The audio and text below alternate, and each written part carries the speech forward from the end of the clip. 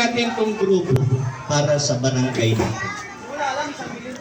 Sa komunidad, sa susunod na henerasyon ng mga riders, sa safety ng kalsada, sa kaluluwag ng kalsada. Sa madaling salita, tumulong tayo sa barangay, malaking bagay tayo dahil hindi naman ganun kalaki ang ating barangay.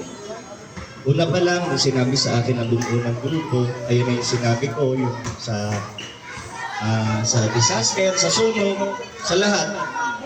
Hanggang sa nagkaroon ng henerasyon, hanggang ngayon, binuo uli, masaya pa rin. Salamat din at nabuo uli. Hihilingin ko lang na sa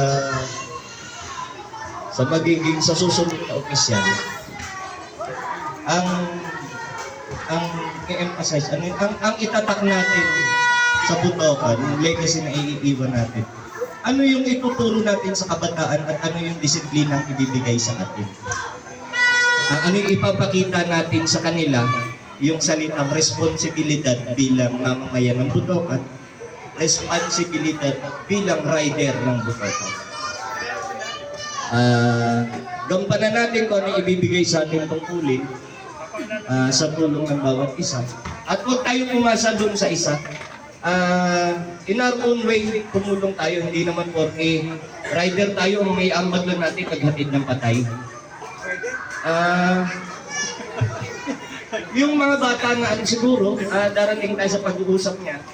Kung halimbawa nakikita naman natin na pasaway yung mga batang walang lisensya na nagmumotor, pwede naman nating paalalahanan. Bigyan lang natin ng limitasyon yung sarili natin. Huwag tayong naninita nang nakainom tayo at mas matapang tayo kasi wala tayong patutungo. Yun lang. Salamat at dun sa mga tagalabas na nakikinig, welcome kayong sumama sa grupo. Itong grupo na to, binubuo ito para sa Butukan, hindi para sa personal na kagustuhan. Yun lang, salamat at ipapaalala ko lang. Andito rin yung vice na sumunod sa akin.